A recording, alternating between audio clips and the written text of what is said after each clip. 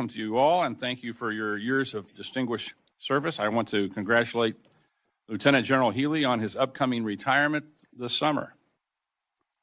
The men and women of the National Guard and Reserves play a critical role in supporting our national security efforts at home and abroad. They sustain peace and respond to crisis, whether managing California wildfires or strengthening the international relationships through the State Partnership Program. The Department's counter-drug program remains a key priority of mine, and the work done through the National Guard counter-drug program and National Guard counter-drug schools program continues to have an incredible impact on our communities. Our military force structure depends on an ability of Guard and Reserves to surge when called. We ask a lot of them, particularly this past year, as demonstrated by their role in Operation Epic Fury. I would like to take a moment to acknowledge the Guardsmen and Reservists, as well as all service members who have made the ultimate sacrifice serving our country in this conflict. With heightened requirements, they're tasked with balancing both a civilian career and their military service. It's important our Guard and Reserves are properly resourced and that we continue to support them and their families.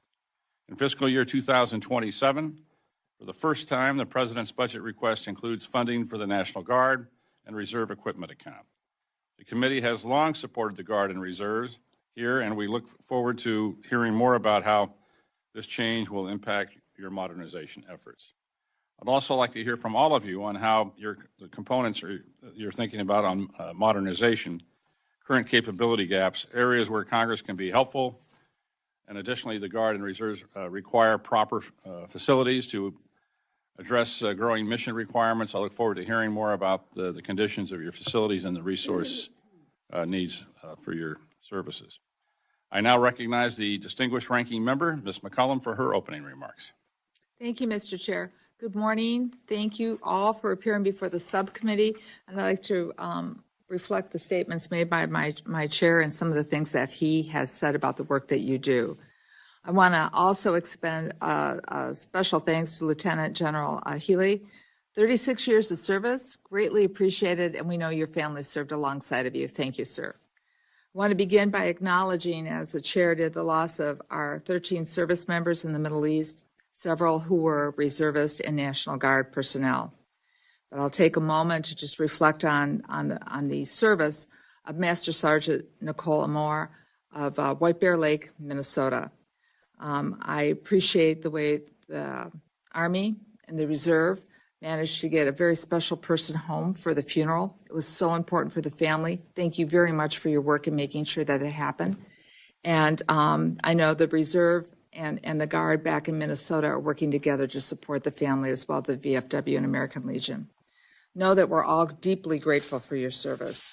Our National Guard and Reserve components are called upon to support a variety of critical missions, including humanitarian missions, overseas operations, and the increase to support the Southwest Border Mission, and the Guard in particular, the state partnership programs through many activities.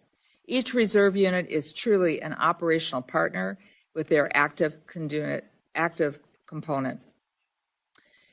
This is the first time in the administration's fiscal 2027 budget includes funding for the National Guard and Reserve Equipment account, an account that Congress normally provided the funding for. So I think we're making some progress, Mr. Chair. Thank you for all your work on that.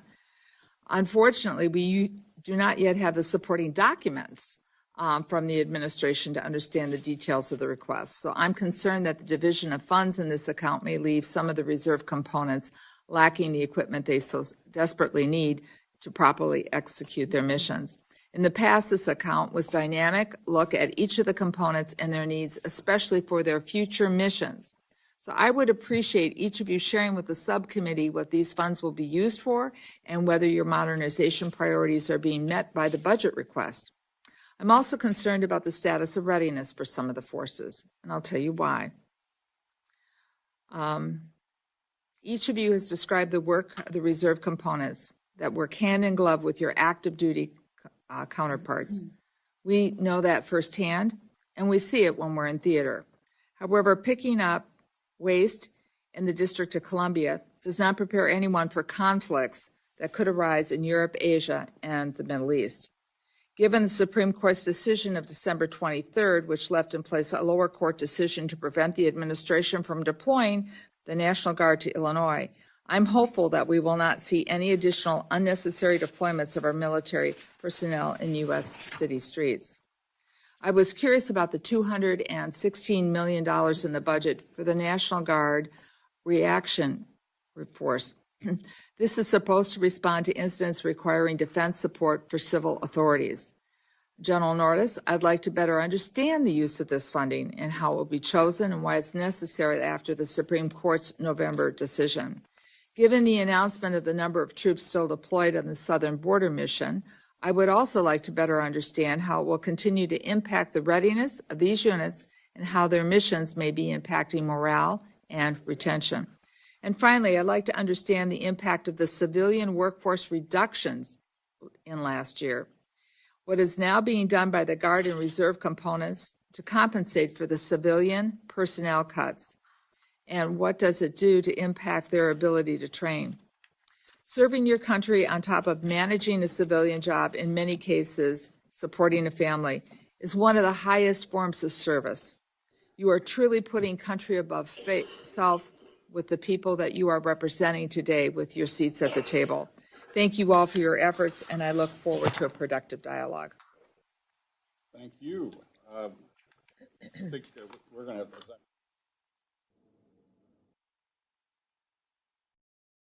Buttons here. Several more members coming in shortly. But we're going to now begin with our witness testimony. Without objection, your full written testimony will be placed in the record. General Nordhaus, we begin with you for a brief summary of your remarks. You're recognized. Thank you. Before I provide my opening remarks, I ask that we remember, too, our fallen service members from across the Joint Force who have made the ultimate sacrifice for our country. They will always be remembered. Chairman Calvert, Ranking Member McCollum, and esteemed members of the subcommittee, thank you for the opportunity to testify today on the strength of your locally based, globally engaged National Guard. I thank the 54 Adjutants General and Senior Enlisted Leader John Raines here with me today for their counsel. Moreover, I want to thank you, Congress, for your support that underpins everything we do, ensuring a stronger and more secure tomorrow. It's an honor to represent 435 soldiers and airmen of the National Guard. Today, over 41,000 Guardsmen are engaged worldwide, securing our homeland and supporting every combatant commander around the globe. Your National Guard has had a remarkable year defined by scale and simultaneity of operations. We are powered by our core advantage, the citizen, soldier, and airman. They combine the warrior ethos with civilian-acquired skills, creating an organization that is as innovative as it is lethal, a force that is community-based and engaged worldwide. Defending the homeland is the Department of War's #1 priority. This is the National Guard's foundational mission, our dual mission, serving the primary combat reserve of the Army and the Air Force while also serving as the military first responders in domestic crisis. This is a challenge that we proudly accept. Without hesitation, during Operation Midnight Hammer and Epic Fury, the National Guard crews delivered decisive blows to Iran in lockstep with our joint force partners.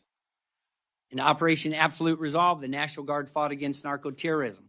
And daily, we responded in the homeland, totaling 2.4 million hours of direct support to our fellow citizens.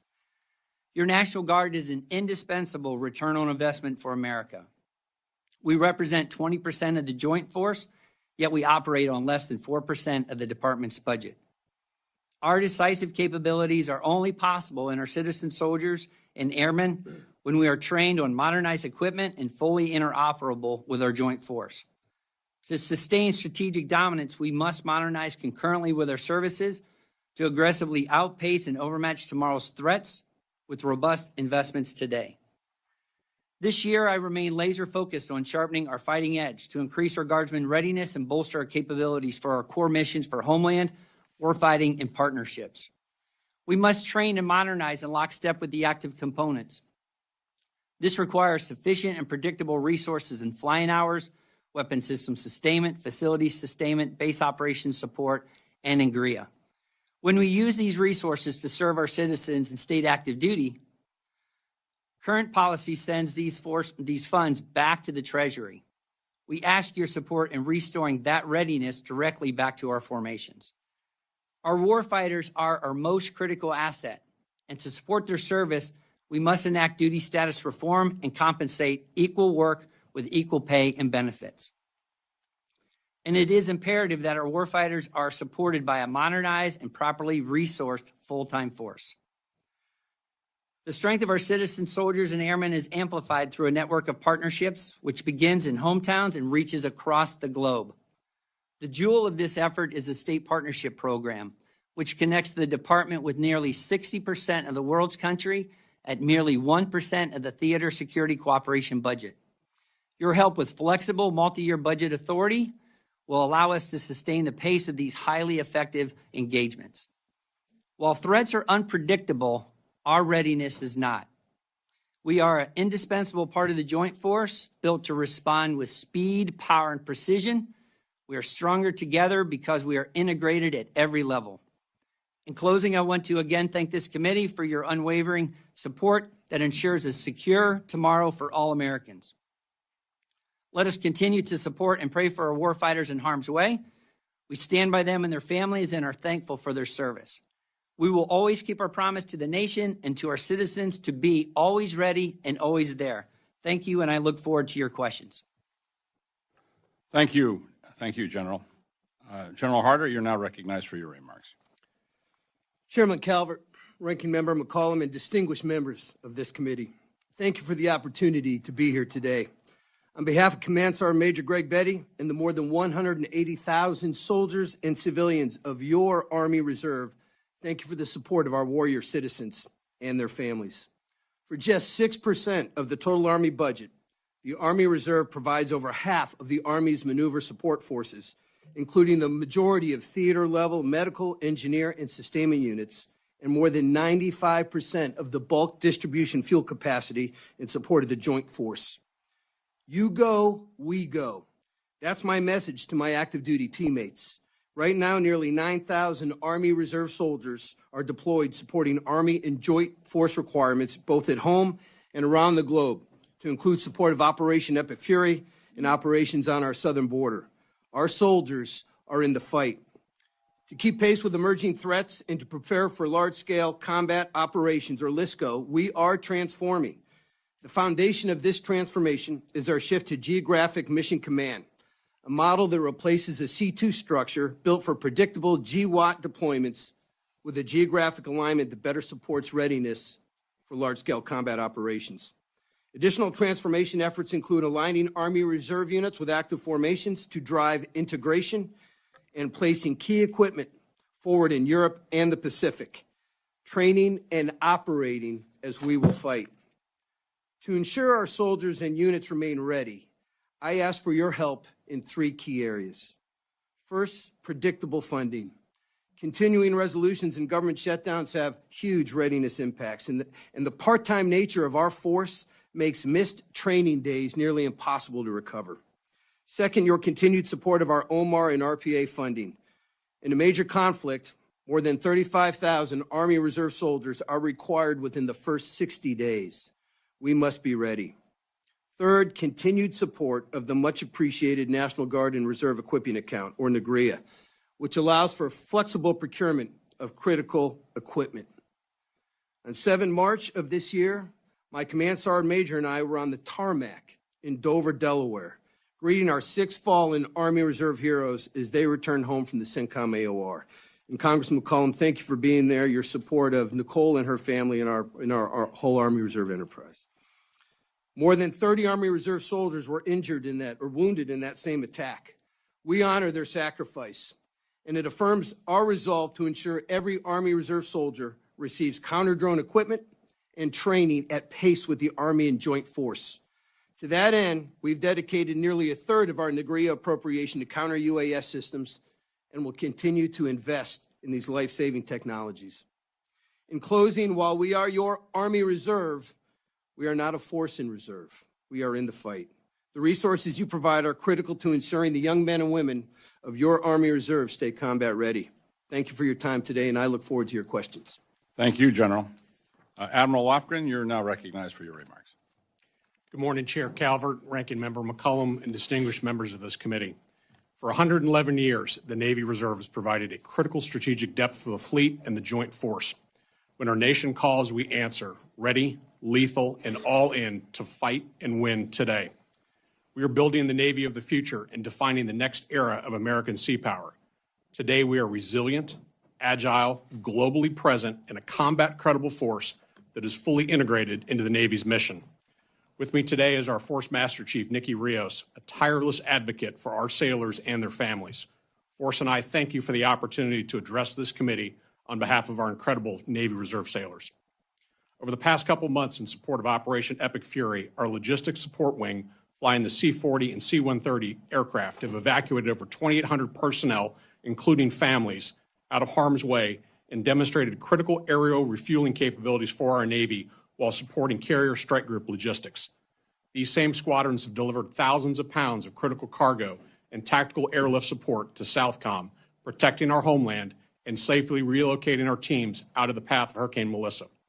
When our nation and our fleet calls, the Navy Reserve answers, delivering logistics when and where they're needed. Your support for the C-130 Juliets in the President's budget will ensure we can continue to answer that call with the capability and capacity our nation requires. Our North Star is clear. We are unambiguously focused on warfighting readiness. Today, 14,000 of our 59,000 Navy Reserve sailors are on active duty orders, serving in every area of responsibility. Our sailors are deployed 24/7, 365, restoring peace through strength while advancing the foundry, the fleet, and how we fight. We continue to modernize our force and align our resources to warfighting priorities, ensuring that we are ready to fight and win today, tomorrow, and well into the future. Our most significant contribution in the nation's defense and the very foundation of our deterrence posture is our people. A lethal, ready, and resilient force is not built of steel and circuits alone. It's forged from the talent, the training, and the motivation of our sailors. Therefore, I ask for your full support in funding the RPN, the OMNR, and NGREA appropriations at the President's budget levels. These accounts enable our force to recruit and retain the very best that America has to offer through pay, bonuses, and benefits. And like you, our talent lives in your communities. To ensure they are always prepared, RPN provides the travel budget to get our people to where the fighting forces train. NGREA affords the Navy Reserve agility in rapidly procuring and implementing equipment solutions that provide parity with active duty equipment and fill critical mission capabilities. Our investment in our sailors is critical to enabling a mobilization and combat-ready force. Every drill weekend, every exercise, every mobilization must sharpen our edge and must be matched by investment in modern equipment. To this end, we are posturing our force to deliver advanced, combat-focused capabilities that the fleet demands. Replacing our aging C-130 Tango fleet with a modern KC-130 Juliet Super Hercules aircraft meets the fleet's demand to enable contested logistics and sustain maritime power. As I've shared with many of you, our C-130 fleet, operated exclusively in the Navy Reserve, is the Navy's only long-range intra-theater airlift of oversized cargo. Last year, the Fleet Logistics Support Wing moved over 72,000 passengers and 22 million pounds of cargo, delivering critical munitions, repair parts, personnel, and fuel, sustaining carrier strike groups in every theater around the globe. Our C-130 squadrons are in the fight from the first minute of the first hour of the first day. However, this fleet is aging and lacks modern survivability and communications equipment needed for contested logistics environments. We are grateful for the strong bipartisan alignment on this priority.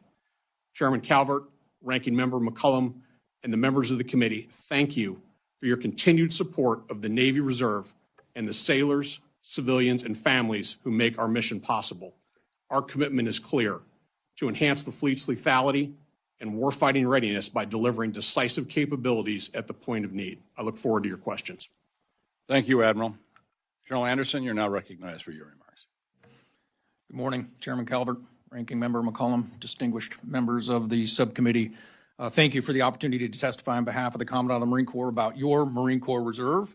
I am joined here today by my incoming Command Senior Enlisted Leader, Sergeant Major Patrick Fay. The Marine Corps Reserve is a critical component of our nation's defense. We are not a strategic reserve held for distant crises. We are a globally engaged, operational force that provides the Marine Corps with strategic depth and the ability to augment and reinforce the active component on a moment's notice. Our relevance is defined by our readiness, providing combat-ready units to global operations, the reserve seamlessly integrated into the total force. In fiscal year 2025, we activated Reserve Marines for requirements across 5 combatant commands. Today, we have Marines activated in every geographic combatant command to include combat operations in CENTCOM. These deployments are not just a measure of our readiness, but it is how we build it. We are growing a more capable, combat-seasoned reserve force prepared for high-end conflict. This level of readiness and modernization is directly enabled by your support. We thank this subcommittee for your continued support, especially through the National Guard and Reserve Equipment Account. For the Marine Corps Reserve, NGREA is not just a funding line. It is a warfighting requirement and a primary tool that enables our modernization. These funds allow us to field the modern platforms and systems our Marines that need to train as they fight. With a 99% execution rate across recent fiscal years, the Marine Corps Reserve has proven its ability to execute with discipline and speed while maintaining our service's clean audit for the last 3 years. Reserve readiness requires modern infrastructure.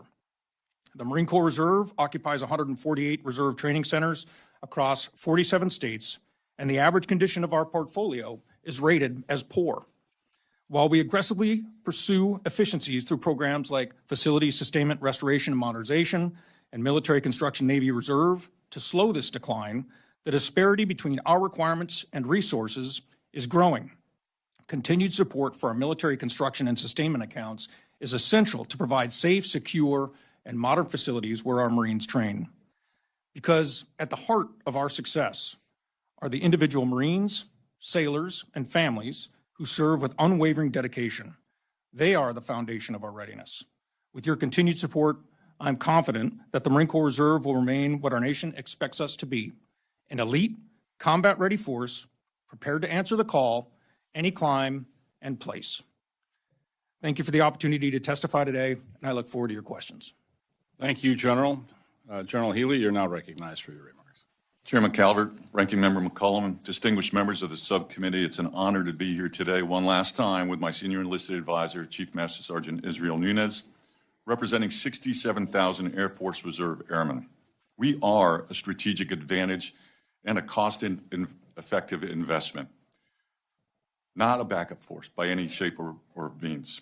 Our airmen's unmatched experience provided the strategic depth to deter our adversaries. Our partnership builds interoperability with our allies and partners, and our recent surge proves we are always ready and accessible to respond to any crisis in less than 72 hours. This is the reserve advantage. When properly resourced, we're a cost-effective solution for the Department of the Air Force in all mission areas. We operate our installations 28 days a month on just 25% of our force, delivering mission-ready airmen for only 30 cents on the dollar. Fiscal year 25's closeout was our best on record. Your support and our data-driven tools enable precise resource management and risk-informed decisions. The Air Force Reserve is efficient, it's experienced, it's accessible, and most of all, it's lethal. We need your support to maintain this advantage. 77% of our fleet is over 39 years old. Supply chain shortages threaten aircraft availability, and a $1.5 billion backlog means requirements are rapidly outpacing resources. NGREA is critical to the modernization, agility, and maximization of our force and our purchasing power. I look forward to the discussion on the change from dedicated congressional appropriation to inclusion into the President's budget. We're currently hollowing out our nation's future combat capability through disproportionate divestment. Over the FYDP, the Air Force Reserve is projected to lose 20.1% of our inventory, a significant imbalance compared to the other components. Our number one priority has always been and will remain concurrent and proportional fielding of advanced aircraft. As our crews prove their value right now in Operation Epic Fury, disproportionate divestment is an unnecessary risk to national security. That security hinges upon our seamless interoperability with our allies and partners. Recent operations have proven this is an urgent necessity, not a choice. Now in its second year, our Reserve and Allies Partner Program continues to build interoperability. While operating on a near zero budget, we've conducted 71 strategic engagements last year, including formal partnership agreements with the United Kingdom and France, while establishing new security cooperation pathways with the Netherlands and the Philippines. Prioritizing this program is a cost-effective investment that enables our allies to share the burden of strategic deterrence. Finally, I'd like to say thank you this last opportunity for your continued support of the Air Force Reserve and our warfighters. I'd also like to thank my wife, Kathy, with me today, whose unwavering support for the men and women and the families of the Air Force Reserve, and to me, deserves a note in this record. Thank you again. Look forward to your questions. Thank you, General, and thank you. This is your last hearing. I'm sure you're going to miss them a whole lot. Still mark it on the calendar for next year. There you go. With that, I'd like to recognize the chairman of the full committee, Chairman Cole. Thank you very much, Mr. Chairman. I want to apologize to you and our guests for being a little late. The ranking member and I were elsewhere discharging our duties, and we got here as quick as we could. But again, we apologize for any inconvenience. Again, I want to thank you, Chairman Calvert, Ranking Member McCollum. I want to welcome our distinguished witnesses and thank you all for your dedicated service with the National Guard and Reserve components of our force. Let me begin by expressing gratitude to the men and women of the National Guard and the Reserve. You have the difficult task of balancing both civilian and military life. This unique structure gives us an adaptable force ready to respond. Excuse me. Whether it's deployments abroad, or disaster response, or helping secure our borders, you are vital to our national defense and our communities. I can't thank the units of the Oklahoma National Guard enough for their swift response and assistance every time a tornado strikes our communities. From the deadly F5 tornadoes that struck my own hometown Moore twice many years ago to the most recent tornadoes struck the town of Sulphur in my district, the search and rescue operations and hands-on assistance provided by these men and women of the National Guard truly encompassed what it means to serve. I'm proud to say that we're continuing to advance regular order, further ensuring large omnibus bills are a thing of the past. Importantly, we will also have the opportunity to evaluate your funding priorities alongside the budget request. Today's hearing is an important forum for you to discuss current readiness, resource constraints, and priorities for our Guard and Reserve components. In just this past year, we've seen clear examples of both the Guard and Reserve components serving as essential force multipliers across a range of missions. We owe it to you to ensure that federal funding reflects your operational demands and the critical dual roles that you serve. I also look forward to hearing about the ongoing challenges with recruitment and retention, along with efforts to modernize equipment and facilities. We require a candid dialogue about your requirements and how Congress can be a true partner in strengthening our Guard and Reserve forces. Quote, always ready, always there. It's not just a motto, but a promise you have proven time and time again that you take seriously and fulfill to the letter. Whether you're in Oklahoma or serving abroad, our Guardsmen and Reservists deserve to know we have your back.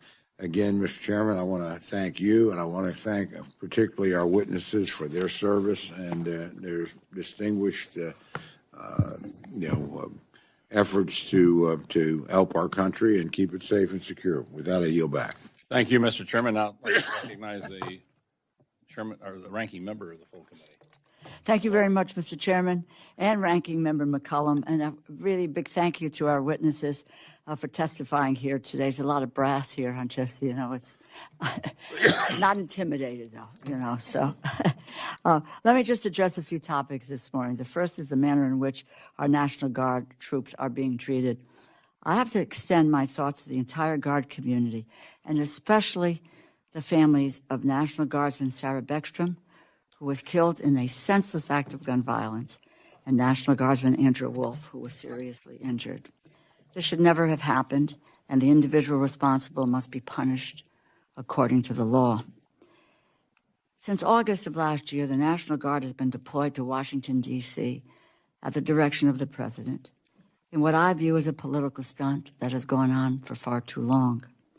The President has the National Guard patrolling around the nation's capital, directing tourists, picking up trash. To be clear, these guardsmen have been nothing but professional since they were sent here. My problem is that they should not have to do this. It is not a responsible use of resources. The National Guard are crucial to supporting military operations around the world and assisting with emergency response at home. When a severe storm devastates a community, it is the National Guard who respond with tents, blankets, medical equipment, food, and water. They are often the first sign of hope for many who have just endured perhaps the worst ordeal of their lives.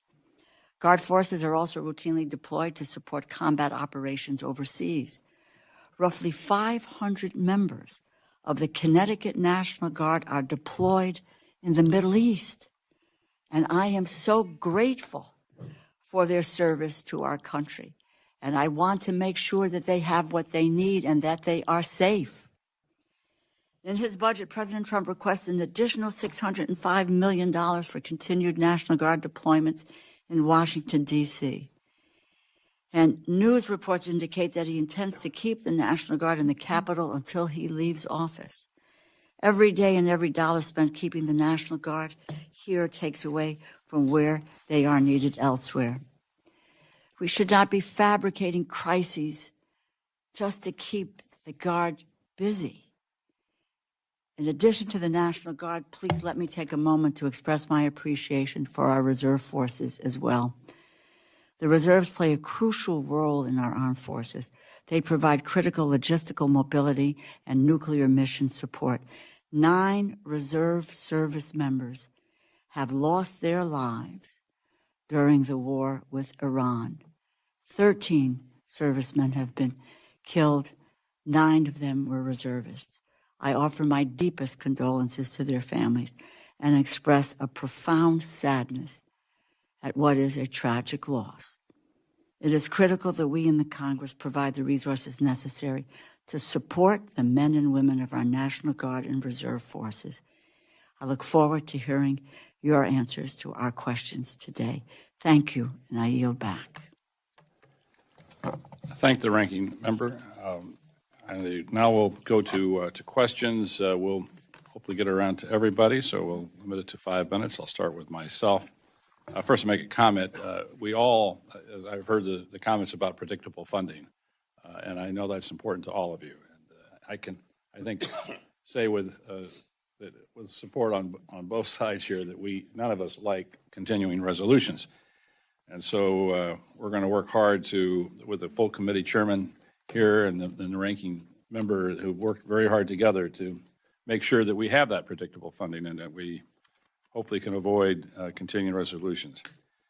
One of the issues that's been important, I live on a border state of California, that's been extremely important is the counter-drug program, and I appreciate the impact it's had in our communities. Congress provided $305 million for the National Guard counter-drug program in fiscal year 26 and provide critical funding for training and operations. And we've also provided an additional $30 million for the National Guard counter-drug school program, provide necessary education to support combating drug trafficking efforts. As you know, hundreds of thousands of Americans have died of fentanyl poisoning over the last number of years. It's a horrible poison, as I call it, and this unfortunately has been inflicted upon the American population. So I appreciate what you're all doing. And General Nordhaus, how is the National Guard utilizing these resources to disrupt and degrade illicit drug production to make our communities safer? Chairman, thank you for the question, and thank Congress holistically for the additional funds in this counter-drug program. Last year, the National Guard counter-drug program took off $15 billion of illicit drugs supporting our law enforcement. Can't imagine how many lives that has saved and families that has been kept together because those drugs have been taken off the street.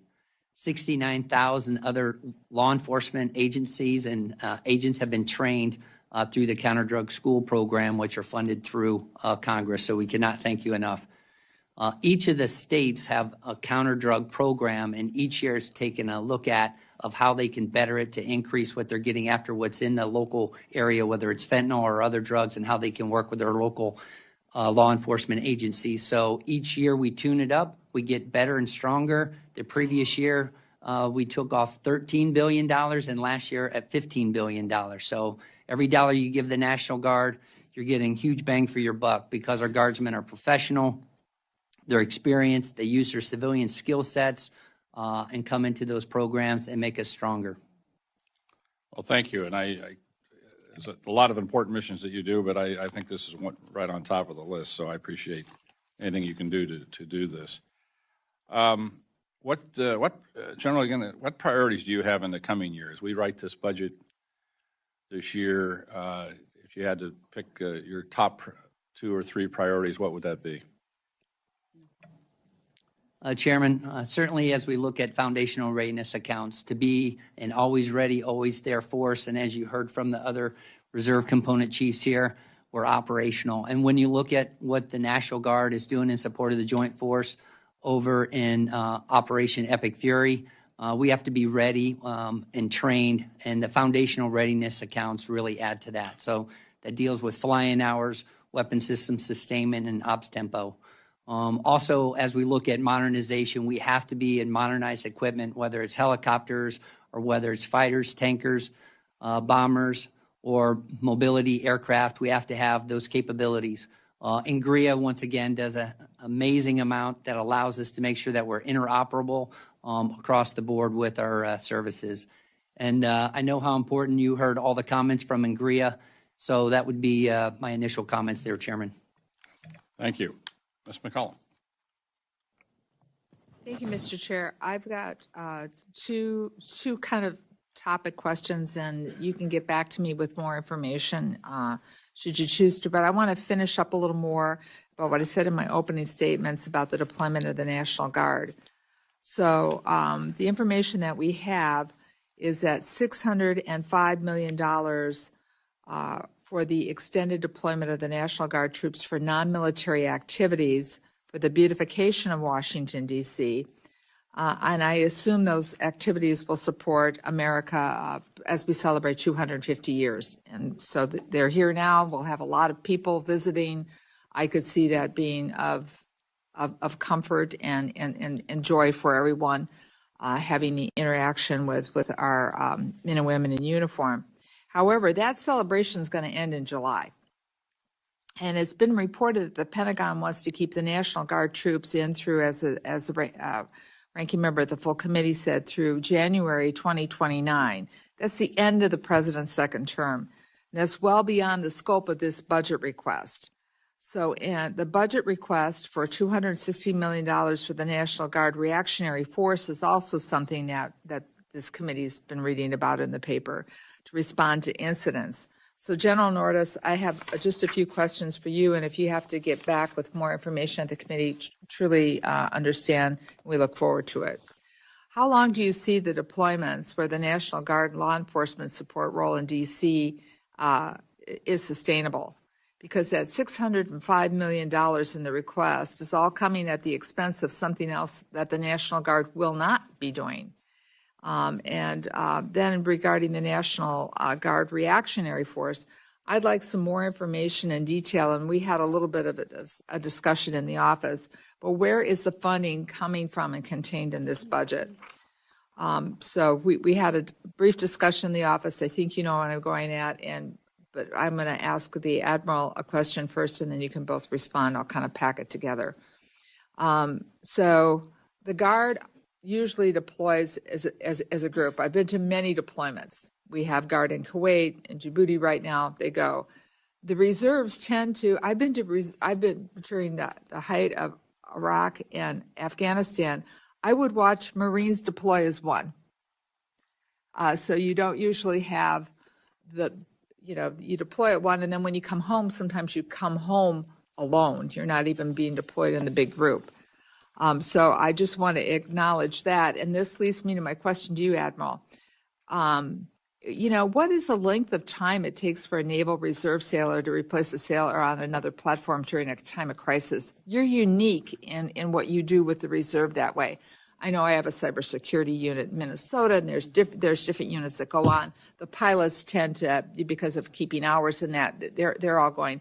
But when you have to take one of your sailors and put them physically on a ship, how does that integrate? How long does it take for that unit's activity to fully be cohesive?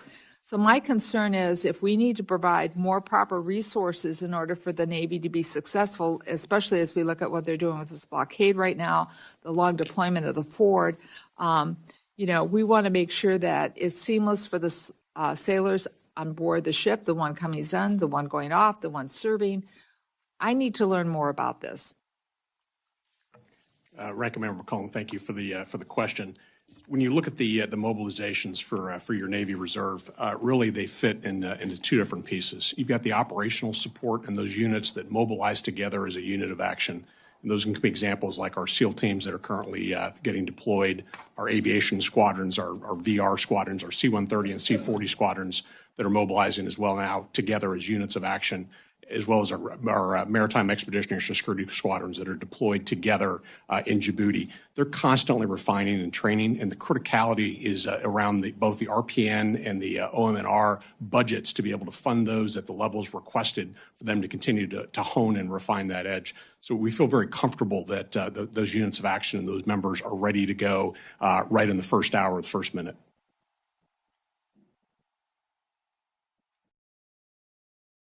My question on the Guard. Ranking Member McCollum, thank you for your question. As we look at the DC Safe and Beautiful, certainly our primary focus is on the safety of our citizens. And as we look at America 250 coming and FIFA, our National Guard will be ready to support in any of those locations through their governors, and then here in DC through the Secretary from that.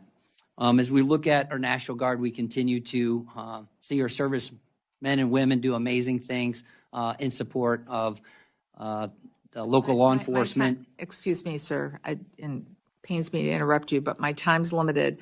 And so I asked about the funding contained in the budget for the National Guard Reactionary Force and the request of the $605 million that for what we're doing in DC. That does come at the expense of something else in the line. So what are we not doing?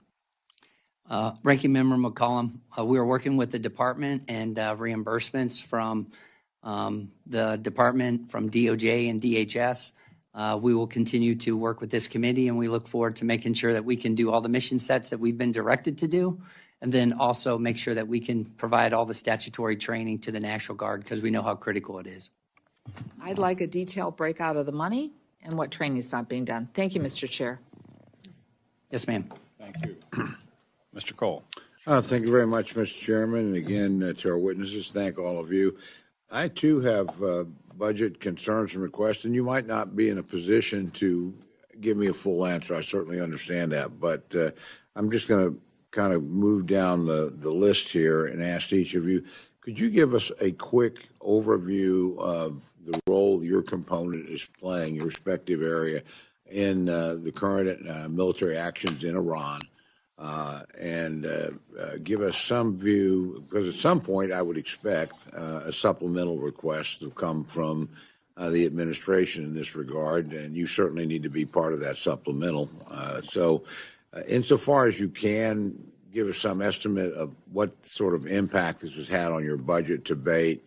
It's impossible to know the exact ending of something like this, so I wouldn't expect you to give us anywhere near a complete estimate, but some sense of how much this has impacted you, and what you might be, what we might need to extend to you to make sure that you can continue your operations uninterrupted in the other areas that you're responsible for. So I'll start, General Nordhaus, if I may, with you, and then just kind of move down the line, if that's okay.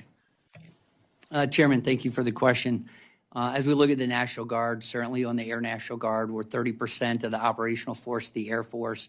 And to not get into specifics, we're at least that or above in support of the mission sets over in Epic Fury, whether it's in tankers, fighters, bombers or mobility aircraft, and then logistics, planning, ISR platforms across the board. Our guardsmen are doing amazing work and making sure that we can take the fight to the adversary. But as we look at the budgets, we'll continue to work with you and to bring those forward to make sure that we can continue to do all the mission sets. And I will say also on the Army National Guard side, they're doing amazing work as well on artillery and other things to take the fight to the adversary. So, I mean, just follow up very quickly. You mentioned 30%, extraordinary burden. Congratulations for discharging that.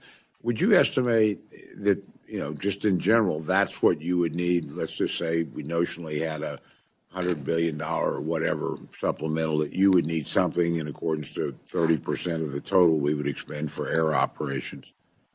Chairman, I'd like to get back to you, but that makes Fair sense. enough. Look, I know this is not a fair question, and you can't possibly have the information. But yes, if you can get back to me, that would be helpful. You know, I've seen enough of these things to see sometimes we shortchange the Guard and Reserve. You know, we're asking a lot out of you. When the time comes to get a supplemental, I just want to make sure that what goes in that supplemental adequately covers your needs. So, any information you provide as we progress along be gratefully received. Same question, if I may, to General Harter. Chairman Cole, thank you for the question on behalf of the Army Reserve. So right now we have just almost 4,000 young men and women, just a little less, supporting Operation Epic Fury. We are the bulk of sustainment and enabling capacity for the Joint Force, total Army, where we took a reduction from the Army in some of our op tempo, especially affects our home station training. And we can get you those numbers, upwards of $60 million. That's the one decrement that again, is a little bit hard for us to make up. Our young men and women are getting after it, getting after the home station training, but that's where we always need some support is before we go to the MOB site and before we are boots on the ground in theater. Thank you. Admiral Lofgren. Yes, sir, Chairman Cole. As far as our troops our sailors rather, that are deployed overseas, the bulk of those sailors are currently flying the C-130s and the C-40s, providing critical resupply, rearming, and refueling for both the carrier strike groups and other aircraft that are in that theater. In addition, we are supplying teams that are doing maritime operations support for Fifth Fleet as well right now. So, and like General Nordhaus, we've got sailors that are engaged in both the cyber warfare and some of the integrated intelligence work as well, sir. Very good. General Anderson. Thank you, Mr. Chairman. Predominantly for Marine Forces Reserve, these were planned, budgeted deployments, and they are forward with 31st MU to include civil affairs, to include our light armor reconnaissance teams that are there. And to the ranking members' comment, we also have the individual augmentees that go in with specific skill sets that help CENTCOM. So to get to a specific number for you as far as funding for your Marine Corps Reserve and increased readiness and training, I'd have to get a more specific number back to you. But right now, as we plan in the Marine Corps, we plan across the FIDP. So our deployments for our reserves are planned and they're already budgeted. So it's a predictable life for our Marine reservists. Great. And General Healy. Thanks for the question, sir. With the Air Force Reserve, what we did was close to a miracle. Our contract is 72-hour deployment. We rarely test that. The normal time scale for a predictable deployment cycle is 180 days prior, but we knocked out greater than 3,000 deployers in that 72-hour mark in the form of multiple orders. So if you were to go around to any of the reserve-owned bases right now, whether it be cargo, air refueling, you're not going to see any airplanes there and you're not going to see any people there. They all moved out already. Greater than 3,000 total from an emergent perspective. But in addition to that, we've also got double that in our expected overseas normal rotational basis as well. So we're fully vested in all the cargo, air refueling, intel, command and control. I'd classify the impact that we're going to have, depending on the length of this, will be in the form of, the standard for a reservist or a guardsman is a week and a month and 2 weeks a year. Well, that money that we typically use for that is not going to get used because they're being used for contingency operations. Likewise, all the aircraft that we typically use for training day in and day out are currently deployed. So there is no opportunity for those back at home that have not deployed to continue with that training. So it's a little more challenging from that perspective. All of our support agencies and non-deployed activities outside of ops and maintenance, there's realistically no impact on it, but we're watching closely the timing and how to manage that money when they do return. Well, thank you very much. And again, I think, collectively, your testimony really underlines what not every American realizes, how much of our ability to conduct an operation like this really depends on your readiness and what you have at your disposal. And, of course, it's not a predictable exercise. You can do the best you can to plan, but none of us knew this was coming, and none of us knew how long it would take or know how long it will take. So just thank you for your adaptability. Thank you for what you're doing. And please, to yourselves and to the administration, when the time comes to send us a bill, because it certainly will, we need to make sure that your forces are receive what they need for what they've used and what they need in terms of recovery time, retraining, what have you, so that you're ready, God forbid, if we need to call on you again anytime soon. So, again, thank each of you for your service. Thank you very much to the men and women that you respectively lead and their service to the country. With that, Mr. Chairman, I yield back. Thank you. And before I recognize the ranking member, I just want to agree with the chairman that we look forward to receiving the supplemental from the administration. And obviously, there's operational costs that's going to be that we need to recover in this. And I suspect O&M costs and additional costs. So I'm hoping that's reflected in the supplemental. With that, the ranking member, Ms. DeLauro. Thank you, Mr. Chairman. I understand that the Guard still flies over 200 Lima model Blackhawks, and they're scheduled to reach their end of service life in 2032. We have heard that the Army National Guard has validated requirement of 225 Black Hawk aircraft, and for 2027, the budget only requests one Black Hawk for the active Army and 0 for the National Guard. At the same time, the budget proposes that the CH-47 Chinook procurement dropped from 11 to 5. The Guard flies both platforms in support of domestic missions every day, performing disaster response, medical evacuation, search and rescue on top of their overseas commitments. I have a question for General Nordhaus and for General Harter on this question. General Nordhaus, can you speak to the Guard's requirement for Blackhawks and whether your current aviation inventory is sufficient to meet mission demands? What do these procurement and modernization reductions mean in practical terms for what the Guard can do and cannot do? Ranking Member DeLauro, thank you for the question. As we look at the National Guard and work with the Army, our Army aviation is critical across the board for all of our 54 and the mission sets that they do in the homeland and in the warfight. As we look at the oldest Limas, some that we will divest, it's a small percentage that we have to make sure that are double the price to fly, are hard to maintain. And so as we look at bringing in Mike models in transition, some of our Limas to Mikes that cascade down from other compos into the Army National Guard, and then also some Chinooks that come to us. Right. And then what we want to do is be able to take that investment into the MV-75, right, that new platform with the Army. And so we feel very nested with General Leneve and Army as we go forward. Right, but the MV-75 is a ways off. And my question is whether your current aviation inventory is sufficient now to meet mission demands. And what do the procurement and modernization reductions mean in practical terms for what the Guard can or cannot do? Do you have what you need? I mean, I understand what the transitions, but this is now. This is current. The MV-75 is no deployable prototype until the end of next year, probably. So where are you now? Yes, ma'am. I think we're in an okay spot. But we need to make sure that we continue to bring other Mikes from the other compos into Army National Guard, make sure that we take the oldest aircraft that are twice as expensive and take that money to be able to put those parts and increase the rates on the Mike models and Limas that we do have as we bring new aircraft on in the future. Okay. Well, it seems to me that we have a gap here of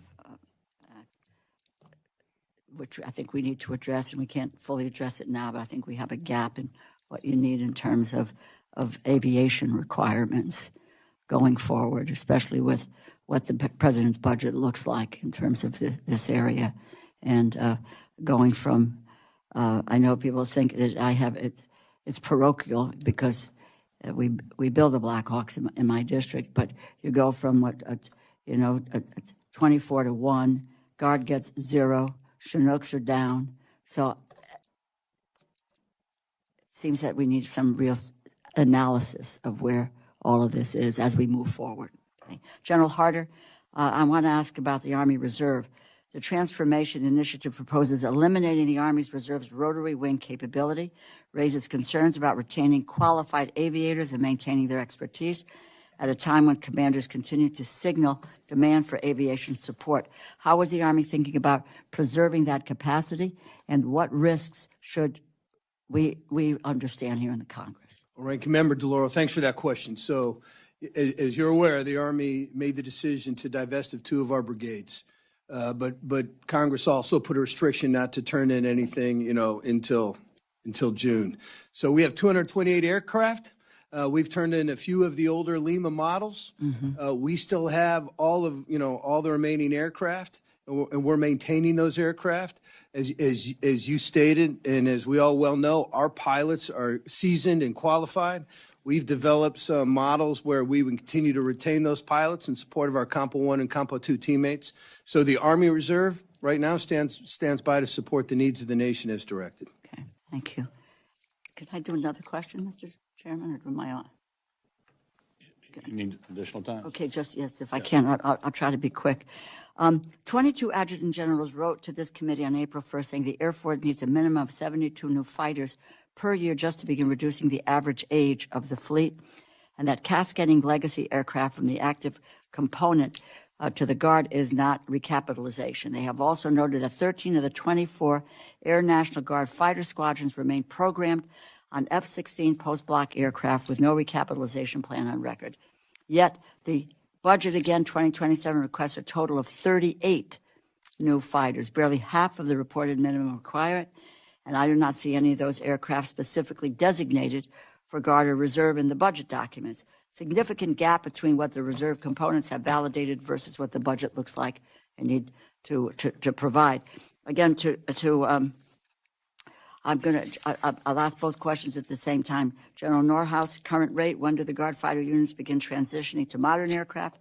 How are you thinking about the path forward for those 13 Air National Guard squadrons still rating recapitalization decisions? General Healy, the Air Force Reserve operates legacy platforms and faces similar recapitalization challenges. What does a procurement level of 38 fighters per year compared to the 72 identified by the adjutant generals mean for the Air Force Reserve readiness and mission capability over the next 5 years? So I'll start, General Nordhaus. Thank you, Ranking Member. Your numbers that you talked about there, 13 of the 24 do not have a current plan. We certainly are working rapidly with the Air Force to find out what that fielding plan is in the future. We're currently looking at a couple MOBs, MOB 16 and 17, which would be F-35s, and then the F-15EX is coming to several of our wings in the future. But we need those additional aircraft and, the defense industrial base so that we can have the aircraft that can come into our formation. As we see, fighters are critical. Our fighters were at Epic Fury, Absolute Resolve, yes. Midnight Hammer. Amen. And so recapitalizing these Air National Guard fighter units is critical for our nation. Thank you, General. Ma'am, you're speaking my language. The last year's comments specifically got after the fact that whether it be Nellis and our aggressor F-16s divested without recapitalization, our Whiteman A-10s currently slated to divest in 27-28 associated with Moody, in addition to our Homestead F-16s with no scheduled recap at this time. So this has been something that I've been trying to push from my end in the Air Force Reserve through the Air Force and with help from Congress when I specifically talk about concurrent proportional fielding of weapon systems. I think there's some positive outlooks with regard to Homestead in the near future and a conversion from F-16 pre-blocks to F-35s. And we're also optimistic that we might have made some headway with regard to Whiteman Air Force Base and the divestment of the A-10s and a possible recapitalization there. It's something that's been since day one, since I came in the job, and it's going to be day 460, day 4 years worth when I exit the job that I'm going to keep asking for this time. Listen, I appreciate the candor. Just make one final comment is we talk about F-35s, talk about F-16s and the need for that, but in no way have we talked about Black Hawks and the need for that. I think that's a future conversation and one that I'd like to keep in touch with you on. I look forward to working with you to see that the budget that we are doing reflects that reality of making sure you have the equipment and the modernization and the support to be able to do it with the Guard and the Reserve. Thank you, Mr. Chairman. Appreciate Thanks, you. General Liddy. And also, I want to point out, we're going to be flying Blackhawks for a long time, and I agree with you. We have to have a smooth transition as we move to the next platform. And something we should bring up is the ITIP program, and to re-engine both the Blackhawks and the Apaches to more power, more range, better capabilities, some of the older platforms that we're flying. So that's something we all need to work on to see if we have the suitable funds for that. Judge Carter, recognize. Thank you, Mr. Chairman, and thank all of you for being here. General Harter, the United States Army Reserve is currently operated all over the world, right? Highlighting the vital role the Army Reserve plays in defense of our nation.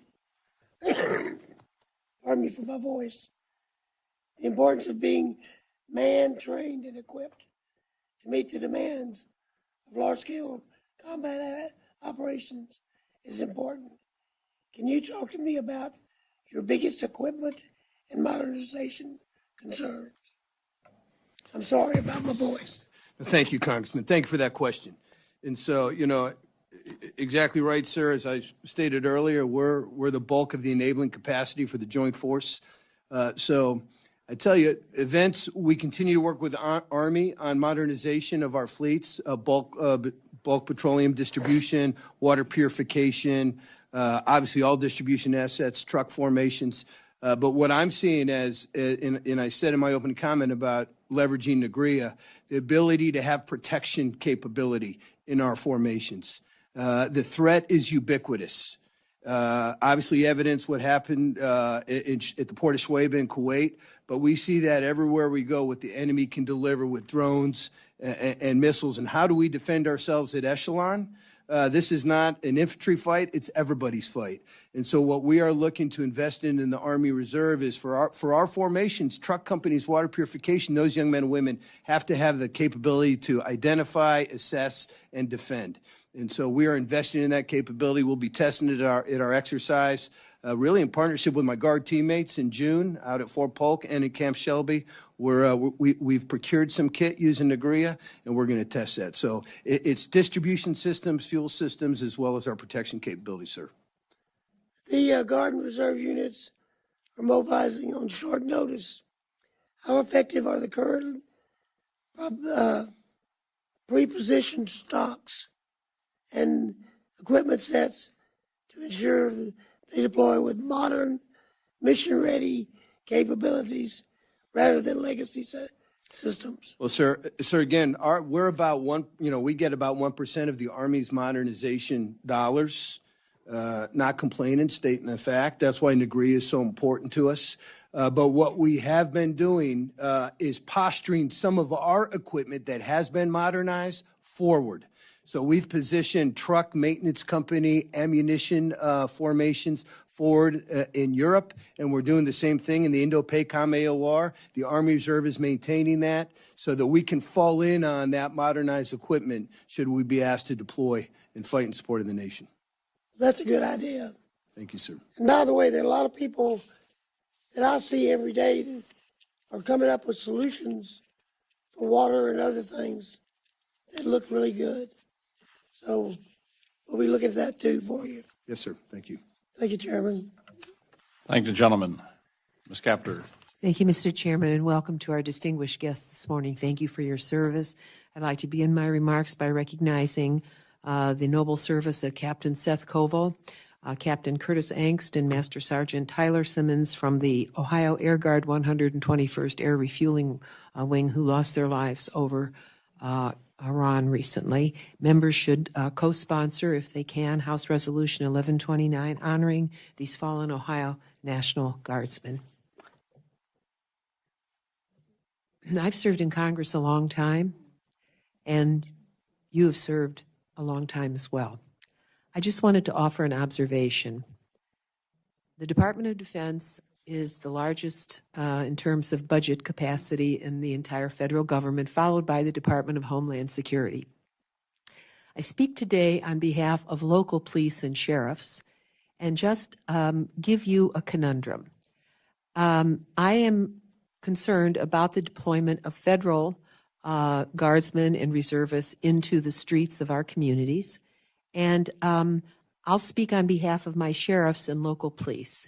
They say to me, Marcy, does anybody in Washington know that our jails are full of three-quarters of the people in them are mentally ill, and the others are drug addicted and have been arrested for serious crimes.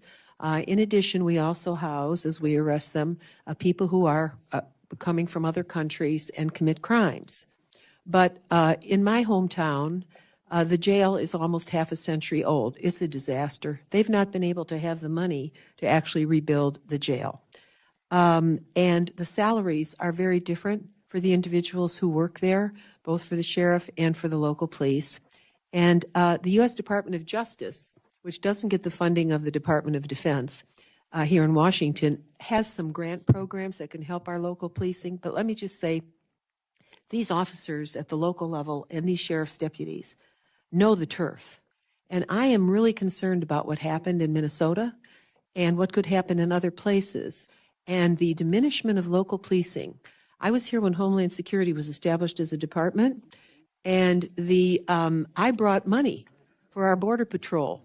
The Air Guard has the Northern Border Watch in our area, but we have I'm not against Homeland Security. We fund it, but they have big buildings, new vehicles, higher salaries, and our local sheriffs and police are being undervalued. I was recruited to run for this job by an officer who'd been in the military, came home, unfortunately was shot, lost his eye, lost part of his face, and did other things that were extremely valuable to our community. But I'm just saying to you, as you get into meetings at the federal level, be aware that locally what's happening is the diminishment of our policing forces at the local level. And for juveniles, and we have the arrest of many, our juvenile detention facility is a disgrace. And there are no places for the children once they're sentenced. The juvenile detention facility can't hold them all, and the Department of Justice doesn't have the money to actually provide for, I call them repatriation programs, bring these children back to society in a way that they're more whole. So as I look at you and your engagement and what the executive branch asks you to do, I see this withering. Maybe it's different in Texas, maybe it's different in California, I don't know. But locally, all you have to do is just compare the vehicles of Homeland Security to the vehicles of the Sheriff's Department and the vehicles of the Toledo Police, for example, and then look at what they're paid. Look at what they're paid. And I really think there's something creeping forward here that isn't good for our country, and we need to have an equal emphasis or added emphasis on our local policing and our local sheriffs, and they deserve the kind of attention. They have particular knowledge. They live there. And so I just think that there's a real mismatch here, and I wanted to place that on the record. I also wanted to mention that General David Petraeus recently wrote an article and in the Wall Street Journal about the changing nature of modern warfare. And though you won't have time to answer my question orally here, he talked about multi-domain unmanned systems and what Ukraine is teaching us about the nature of modern warfare versus what is happening in the Iranian domain. And I think what he says about mass precision, about AI, about unmanned systems, about sea drones, etc., I think there's a lot we have to explore there in terms of how we train our forces to meet this new need. And I wanted you to comment on that, and hopefully there'll be a second round. Thank you, and I yield back.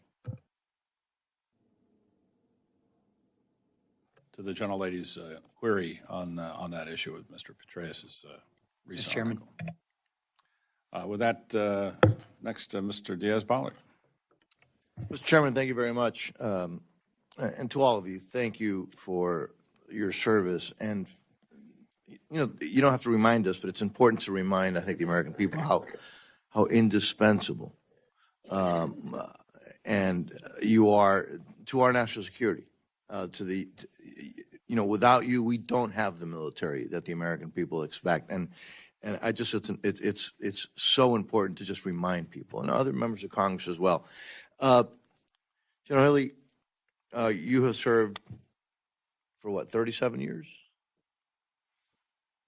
37 years. And by the way, my understanding is that you're going to be probably the only person that's not moving to Florida. But you know, you would be welcome there. You would be welcome there. You mentioned, I think it was answering a question about the potential transition to F-35s, for example, in Homestead Air Force. But I don't need to go into the details now. I just do need to take a short time, to thank you for you in the time that I've had the privilege of knowing you. You really are so in tune to some details that some people may not be aware of. And part of that example is your intimate knowledge of what Homestead Base means to our national security. So again, I don't need an answer from you. I just wanted to let you know again that I appreciate not only your service but your detailed knowledge. And you mentioned that you've been on this case for a long time, and I think God willing, that will succeed.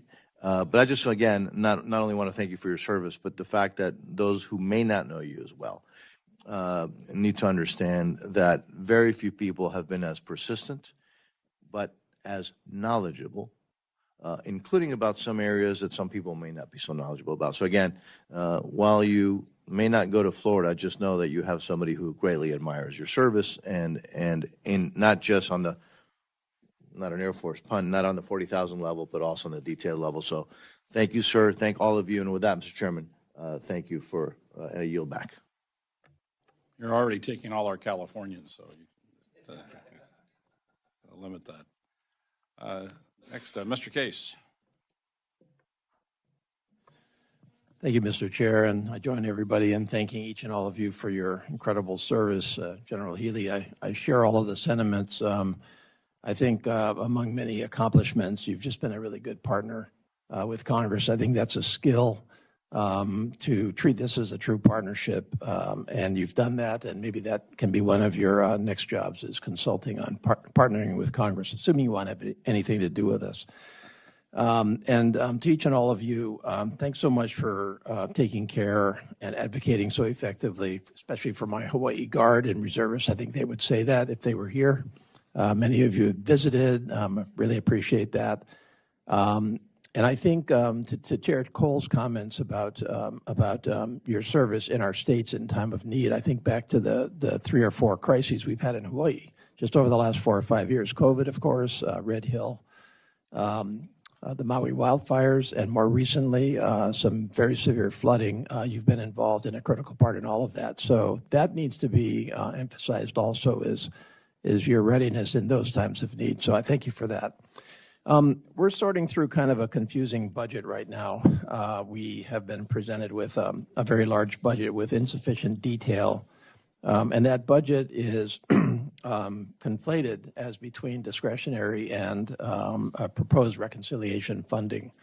We've been trying to sort through the overall thinking of the department, the individual services, and the individual components in terms of what is allocated to each of those buckets and why. And I'm noting that in the case of the Guard and the reserves, there's not a whole bunch of proposed reconciliation funding. And we've talked a lot about NGREA and procurement lines here. We all acknowledge the importance of that. But how are we actually getting after that in funding? That's really the bottom line question here. And I'm just trying to piece through the little information that we have already. And I don't think that there's any FY27 proposed reconciliation mandatory funding for any of you, with the exception of the Navy. Reserve equipment, I see aircraft procurement at $1.19 billion in proposing the mandatory side of things. Admiral, do you know what that's for and why it's in reconciliation as opposed? And by the way, you've got a big lump there as well, 1.755 billion in the discretionary budget. But why are you loading some of that into reconciliation, and what is it? Congressman Case, I appreciate the question. As I look at the president's budget and looking at the two pieces, I view that as two bills, one budget is the way that I see that. With regards to replacement of C-130s for us, it remains our most critical requirement for the Navy. It is our only intra-theater long-range transport to both rearm, resupply, and refuel the fleet. It's the only aircraft that will deliver oversized cargo in theater, and right now it's actually performing in-flight aerial refueling, which is a critical component for us. Those aircraft right now are 35 years old. They have mission capability rates in the 30%. The new models of Juliets, they've got better survivability. They've got better communications, integrated systems that really will allow us to fly farther, faster, and higher, and provide a greater degree of survivability for those crews. Okay, so that's C-130 replacement. Is that what that line is? I'll take that question for the record. Okay, and in addition to the question, why the distinction between discretionary and reconciliation? Is that a contingency plan in terms of congressional funding, or is that phased, or what? That's a rhetorical question for now. Yes, sir. Okay, and also I'm just noting here in the budget, and this is on the discretionary side, I'm seeing procurement of ammunition, Navy and Marine Corps. Is that in your, and it's listed under Guard and Reserve. So is that you, and what kind of ammunition are we talking about? Is that related at all to the Iran war, or is that a normal replenishment, or what? Sure, I can only speak to the specificity around the reserve. I'm not familiar with the details, but I'll work with your staff and take that as a follow-up, sir. Okay, thank you very much. Yes, I yield. Thank you, Mr. Chairman. And to each of you gentlemen, I had the privilege of meeting and greeting with each and every one of you today and your staffs. Profound thanks. Your questions, your testimony today has been impeccable. To the reserve and guardsmen in the officer and enlisted ranks, thank you so much for what you do every day, crisis after crisis. My questions are going to be largely really to all of you all on the logistics and sustainment in the Indo-Pacific. As you've all laid out, reserve components in the National Guard play a critical role in the Joint Forces logistics and sustainment enterprise, including aerial refueling, strategic lift, fuel distribution, ground support, water purification, and other critical needs. My question for each of you, for the panel, what is the highest priority need for each of you so that we can realistically address in the next couple of years that will meaningfully improve your logistics and capabilities to sustained, prolonged combat operations in the Western Pacific? And we can just go in whatever order you all determine. Thank you, Congressman. Appreciate the question. While we have, the NDS directs us to look at Western Hemisphere Command as well, we are laser focused on what's going on in the Indo-Pacific. When you look at the size of the space that you have to move around out there, my CSM and I were just out there not that long ago, Korea, Guam, Hawaii, met with some of our troopers out there. I tell you, our investment continues to be, we continue to provide the bulk of the sustainment capability forward. Bulk fuel operations, water purification, ammunition resupply companies. And so continuing to invest in the modernization of that kit is critical to us. And then probably affording us the opportunity to position that forward. And we're working with the COCOM and the Army Service, the ASCC out there, USERPAC, but that's the critical mission for us in the Indo-PACOM AOR. Thank you, sir. Congressman, I appreciate the question around the Indo-Pacific. When I look at Indo-PACOM, the one thing that hasn't changed since the end of World War II is geography. We're still wrought with the tyranny of distance. These vast distances, they're still the same challenges, but they still define how we fight today. But what's changed is the threat, and we have to operate across that same expanse in a contested environment where, when you think about it, survivability, speed, and flexibility matter more than ever. So for us, that KC-130 Juliet's critically important. It provides us the only service-retained capability, the ability to operate from those short, austere runways all across the Pacific.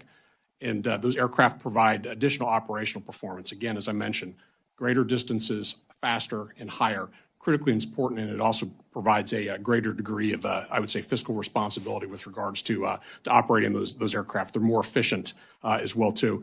And that's survivability and integration of comms. When I think about Link 16, we think about the ACE gear and the integrated communication suites that those Juliets provide. It creates a greater degree of survivability for our air crews as they're flying in there. Thank you, sir. Congressman, for the National Guard, we look at probably the number one is tankers. So 14 of our 17 tanker units are in the KC-135. So those need to be, modernized as we go into the future. Concurrently with our Air Force. As we look at also connecting those platforms through NGREA funds and other things that we do to make sure those platforms are connected in that vast Indo-PACOM theater. And then certainly thank you to Congress on the C-130Js as we finish out, hopefully get to all Js here in the future. And then certainly any modernization that we can do with NGREA and the C-17 to make sure it's connected as well on that platform for that theater. Thank you, sir. Congressman, as you know, the Marine Corps is focused on the amphibious nature of the fight, understanding our role in that AOR, and we're certainly keeping an eye on amphibious ship readiness and look forward to the landing ship medium coming online and coming forward. For us as a Marine Corps Reserve, for our individual Marine, we are committed to the light tactical vehicle family. That includes JLTV, and ULTV. I'm concerned that the price may increase as the Army has pulled out of that program. So as a service for the Marine Corps, we're focused on staying committed to that program. It's going to move everything, not only our Marines, but our Nemesis missiles, TPS-80s, other kit that we have for the mobility on the island chain. So our number one focus will be getting those JLTVs to the reserve so I can have those Marines trained and ready to go when they do get into the first island chain. Thank you, sir. Yeah, and I agree with General Nordhaus with regard to the air refuelers as being our number one priority in the theater. Using our NGREA dollars to make sure they got beyond line of sight communication, ensuring they got LARCM as the defensive system as well. Converting the KC-46 as well so that we can use it as a force multiplier. I'd also add that continuing exercises as a reserve component with the active component to ensure that we're completely interoperable in every type of O-plan excursion. And then lastly, the Air Force Reserve has a significant presence with our civil engineering, and the ability to get out there and actually set the theater prior is one of our priorities. Thank you. Thank you, sir. I yield back.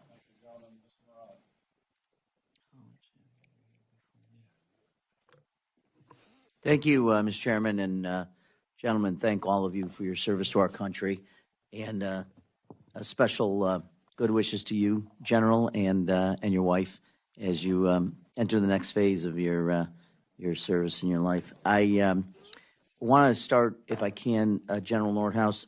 I serve at have two responsibilities here, the intersection of both which come together around a question I want to ask you. I serve not only appropriations, but as the ranking member on the Committee on House Administration, which has responsibility for federal elections. The president raised eyebrows a couple months ago when he said he regretted not deploying the National Guard during the 2020 election.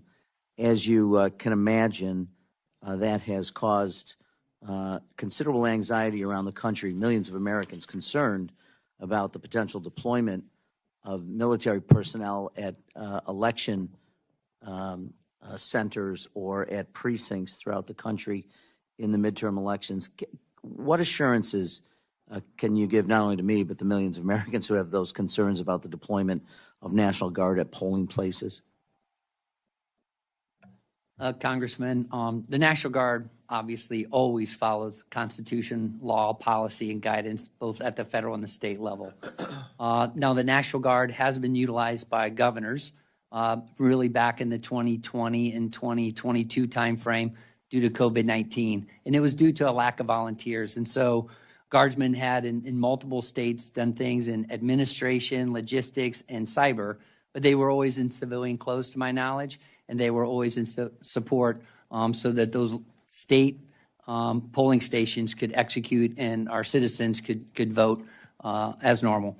And so as we go forward, you know that the National Guard is always going to follow the law, the Constitution, and all policy and guidance, and we're there to increase public trust and make sure that our citizens have the ability to do their duty of voting.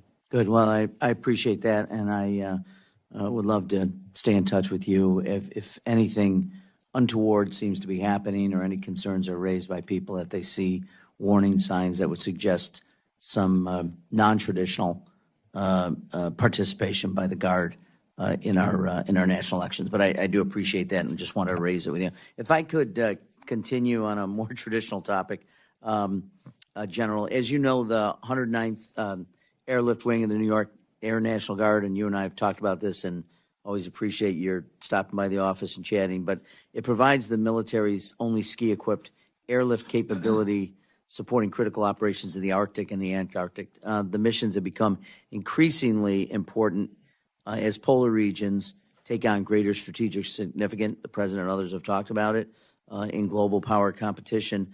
And the LC-130 fleet is aging. I know I've shared this with you before. I wonder if you could give me an update on the strategic value of the 109th Polar Mission and how we can recapitalize the LC-130 fleet, enhance their operational capabilities, and align with broader national security priorities. Congressman Morrell, I actually went to the South Pole on New York's LC-130s. Incredible aircraft as they upgraded to different props and the capabilities with the H models that they have.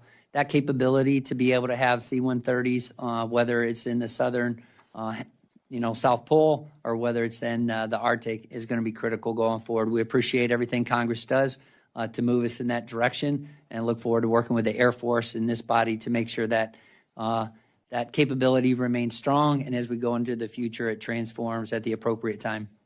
Very good, sir. And in my last minute, in 2021, General, 3 highly experienced New York Army National Guard pilots, Chief Warrant Officer Steve Skoda, Chief Warrant Officer Daniel Priel, and Chief Warrant Officer Christian Koch, were tragically lost in a helicopter crash during a night training flight in my district. A stark reminder of the inherent risks in rotary wing training and operations. Any lessons learned from these incidents being incorporated into updated training protocols, simulator use, or crew coordination that we should know about?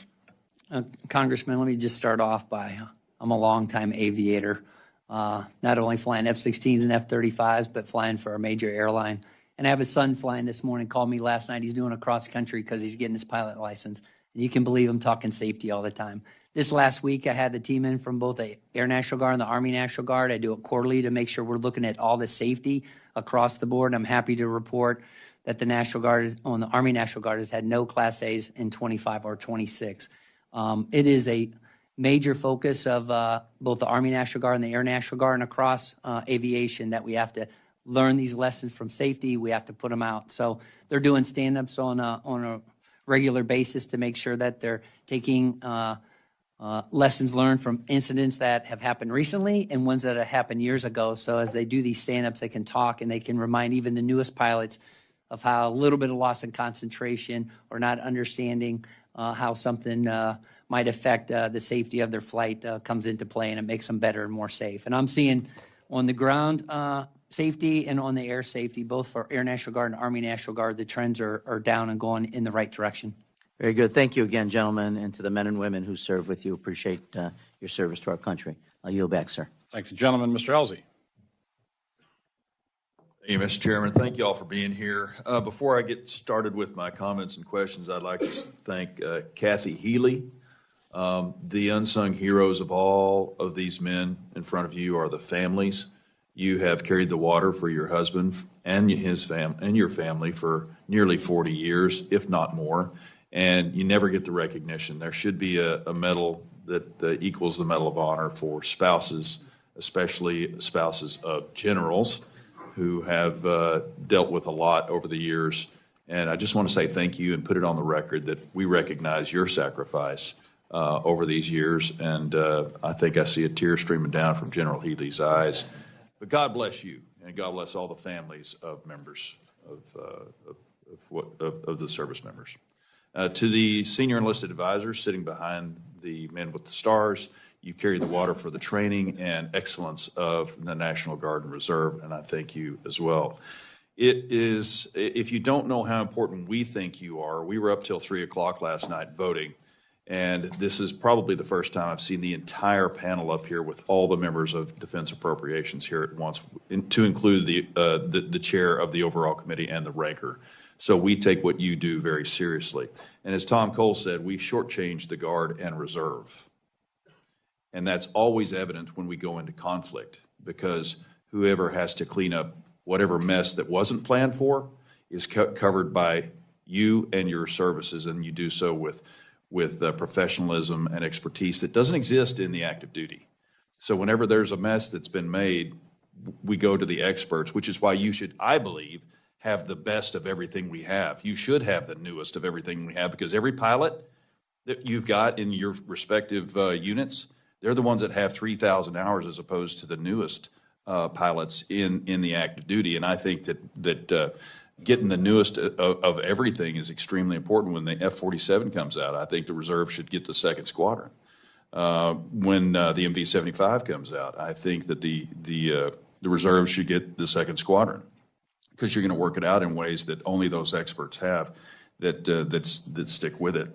And as far as keeping lines hot, we're about to find out in the Navy, we're going to have for the first time in 7 decades, no aircraft coming off the line that are fighter aircraft. Starting next fall, we won't have a hot line. We're going to transition from the Super Hornet to the FA-XX, but with a 3-year gap of new. That can't be allowed to happen. So when it comes to the Army, we know that you operate within a budget constraint, but we should keep the line hot for the H-60. The H-60 is not going away ever. It's going to always have areas that it's going to be needed, even as the MV-75 comes online, which is not necessarily a replacement. It's just another category. So they're both needed, and I hope they continue. With respect to tanking, I would say that we need to emphasize more on contract air services domestically, so that when we do have a need for you all and the active component to do tanking, whether it's the Navy's C-130Js, which suddenly, the stuff that we have allocated, this panel has allocated through our appropriations bills, you're using right now. Is that correct? They've been appropriate. We're not flying the Juliets yet, sir, but they're coming online in another year and a half. But you're giving gas in a way that wasn't part of the plan. Yes, sir. The KC-130 Tangos are pushing gas right now to carrier strike groups that are operating just right outside the Red Sea and off the Straits of Hormuz. Yeah. In PSAB, we lost some of those, and I think some of those were reserve tankers. And so when it comes down to combat, fighters are sexy, but you don't do anything without tankers. Whenever I would do a 7-hour mission in Afghanistan, I would tank 5 times. I can't do a 7-hour mission in those faraway lands, no matter if you're Air Force or Navy, without the tankers. And suddenly when the war gets going, people go, where are the tankers? And we never have enough. So we need to reallocate those as quickly as we can. So I think most of the questions have been covered here today. You join the military because you love your country and you want to protect her. That's number one. It's a servant's heart. It's not to be a warrior, it's to be a protector. Sometimes that requires going to war and becoming a warrior. There's a cost to that. And in the active duty component, we do that knowing what we're going to do. We decide to stay and serve for a career or not. What I think sets you guys apart is you all have another life. You've all done something different. You are all experts in another field. You love this country so much that you've decided to keep the uniform on. And I think that it bears noting that for all of the people in uniform here, they have another life, and they are continuing to sacrifice for the betterment of our country. And when we're talking about protecting this city, and I know that it does cause some hard feelings, but the National Guard is a protector first. Where there is no order, it provides order. And they do so with the heart of protecting our communities. So when they are here, that's what their goal is. And I know that there's some hard feelings about it. But the reality is that I see these young men and women walking around down at the wharf near where I live. They're the nicest people on the planet. They have other jobs. They have families that they're sacrificing time with to keep order, and they've done a good job. But as we've seen last weekend down at the Navy Yard, order is still needed as the entire community was overrun, where most of our staffers live. That is a scary thing for them. So I'm glad they're here and providing that order, but I also know that it's an impact on the community. But I want to thank everybody who's doing that right now, and for those of you who provide those forces, I'm deeply grateful. And I've gone way over. I'm sorry, I didn't mean to do that. Mr. Chairman, I yield back my time. Ms. Lee. Thank you, Mr. Chairman. I associate myself with the comments from the eloquent Mr. Elzey and General Healy and Mrs. Healy. I'm wishing you all the best and thank you for your career of service to our country. I wanted to, being from the West, when I think about National Guard, I think about wildfires. And General, we have a contingent of airmen from the 152nd Airlift Wing in Reno, that the high rollers who have been deployed to Central Command. And I just wanted to ask General Nordhaus if those guardsmen remain deployed. This has been a record year of no snowpack in the West, and I think one concern we have is preparation for what I believe will be a record wildfire year, and very concerning to me. What are the contingency plans, if they remain deployed throughout the summer and we see a wildfire breakout, especially in the Sierras? Congresswoman Lee, thank you for the question. Our National Guard does 3 of the 4 units of the mobile airborne firefighting systems. They do amazing work. I actually landed and was in California as they launched for the first missions on the Palisade fires, and they all came out to be able to do that. All 8 of the aircraft and systems were put in place. So as we work with NIFC and with the department, we'll continue to watch that very closely and make sure that we have the right aircraft in the right place to get after and serve our nation, to make sure that we can take care of those wildfires within our department and, of course, the Forest Service as well. Thank you. Speaking of equipment, the Nevada Air National Guard Base has been fighting for years to recapitalize the C-130Hs, which would be helpful to its ability to continue to fight wildfires. And I understand that one of the points against the Nevada National Guard is deficient infrastructure to house the C-130Js. And there's 4 infrastructure projects that have been identified as critical, but only one has the documentation to move forward. And I just want to ask if I can receive your commitment to work with me to advocate for the funding for the infrastructure needed to put the Nevada Air National Guard in a position to receive these C-130Js. Congressman Lee, will certainly work with Nevada and the incredible wings. I've been to both your wings and was recently down with General Waters down in Las Vegas as well. And I talked to General Pirak about the criteria. We do have MOB 12, which will be the stationing of another C-130J. And so we look forward to Nevada competing very strongly and working with your state. Thank you. I appreciate that. When we speak about the deployment to Epic Fury, I know that there are a lot of young people who've been deployed right now who have never been deployed before. And General Healy, we spoke about this when you came to my office yesterday. We talked about the Yellow Ribbon Reintegration Program. And I guess this is for all the witnesses. I'll start with you, General Healy. What steps are we taking now to prepare to help these reservists and guardsmen when they return home? Thanks for the question, ma'am, and appreciate the time yesterday. What we try to do up front is routine training just to make sure the resiliency is built up in all of our members going overseas. When they do deploy, they fall on the same healthcare system, mental health care system that the active duty enjoys overseas. This is a little bit different than in previous years. We haven't exercised the muscles, so to speak, to capture people coming back that have been exposed to a TLAM strike within a few hundred yards. As we have young people over there, what we're initially trying to do is ensure that they're paired up with somebody a little bit more experienced.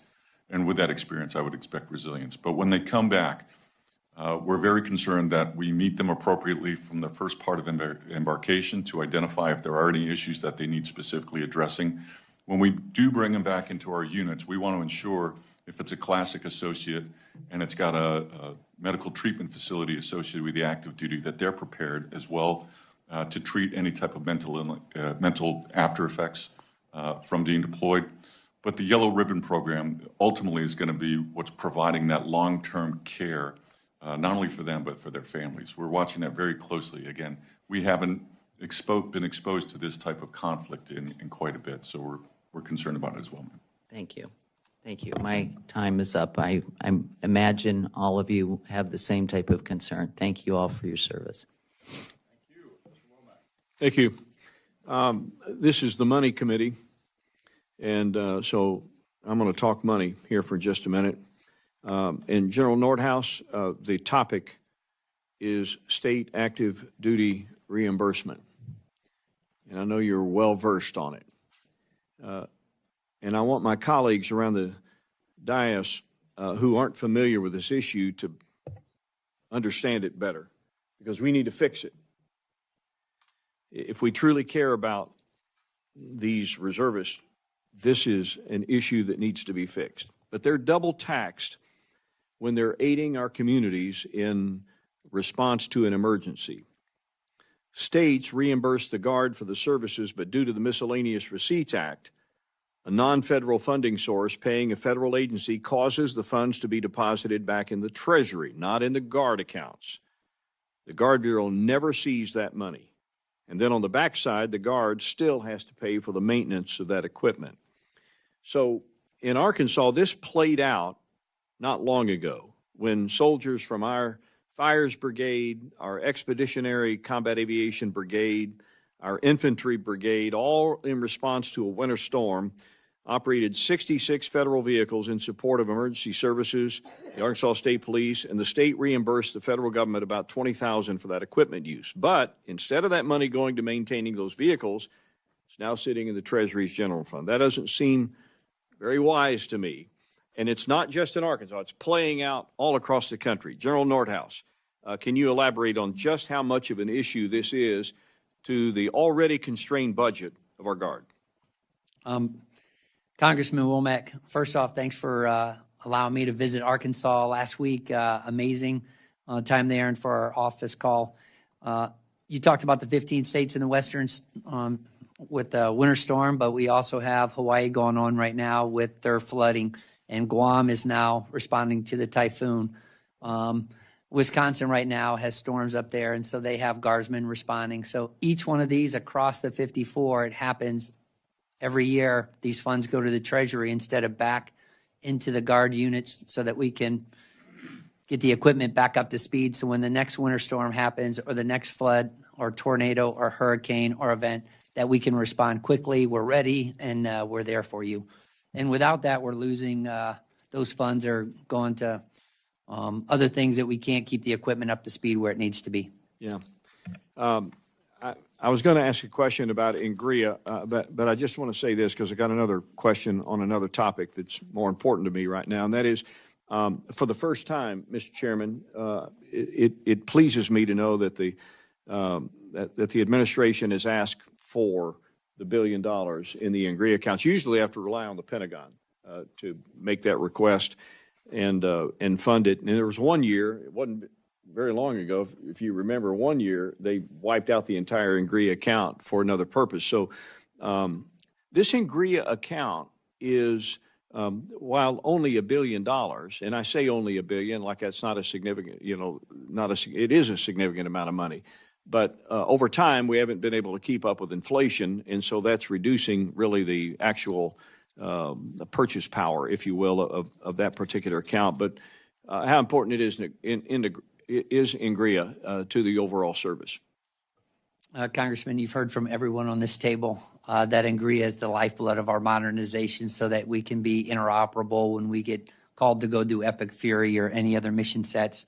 And we do it innovatively. Our Air National Guard Air Force Reserve Test Center really gets 80% of the capabilities at 20% of the cost. So every dollar that goes into NGREA is really a huge force multiplier for the National Guard and the reserve component to be interoperable with our services. I would like for that account to be somewhat indexed, if you will, in its request for inflationary pressures. That, to me, would be very important. Last question, Combat Training Center rotations. We talked about this yesterday with the Army, with Secretary Driscoll and General Leneve. And I know one of our Arkansas units has taken a spot, volunteered to take a spot in a CTC rotation. General Nordhaus, can you share how important the CTC rotations are in building foundational readiness and help the Guard be that operational force that we so desperately need? Congressman, yes. Last year I went to Fort Polk for JRTC and out to Fort Irwin for NTC. This is where our units are getting that complex training environment across the board to be able to pull that all together. And so each one of these rotations are critical to National Guard's readiness for mission sets that we might get asked to do, or are part of a gift map rotation, a global force management rotation in the future. And so it gets our units ready to go so that they can go forward. So they're critical to our readiness. Yeah, and Arkansas is our brigade, our infantry brigade is one of the units that's going to transition from the infantry structure to the mobile structure, a little less force structure. But even with that, I think the CTC rotations are quite important. I had other questions I'll ask for the record. Did you want to respond to that? Congressman, if I can just add one piece. One other thing that we do at NTCs and JRTCs is we bring our state partnership partners with us.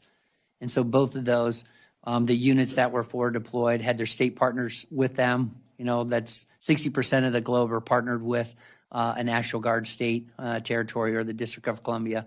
And thank you to Congress for the additional funds for that state partnership program. Great point. Remember, we talked about that SPP being a two-way street. Helps them, helps us. There's mutual benefit to it. I yield back. Thank you, gentlemen. Mr. Joyce. Hey, Mr. Chairman. Gentlemen, thank you for being here today. Lieutenant General Healy, I appreciate your partnership as the Youngstown Air Reserve Station transitions to the new C-130J. This modernization effort is critical for the 910th Airlift Wing, which operates the department's only fixed-wing aerial spray mission. Can you discuss how this modernization enhances our ability to respond to national disasters and evolving threats? Sure, and thank you very much for the question. The 910th is a fantastic wing. It's one of those true bases where when you get the opportunity to visit it, it's a self-contained wonder. Fantastic people working that mission for years in the only spray system that serves the entire country, whether it's pesticide control, whether it's oil slicks. This current system that they were using under the H models has been effective for years. As we transition right now from H models to J's, we also have to transition that MAS system to an EMAS system. There's delays right now currently in the J model production and delivery to Youngstown, and there's also delays with regard to certification and availability of the new EMAS system. We're going to run into a bit of a gap, I'd predict, next year in 27, where we're going to be stuck with only one potential spray system to service the country. And I think that's uncomfortable risk with regard to the mission set that they provide.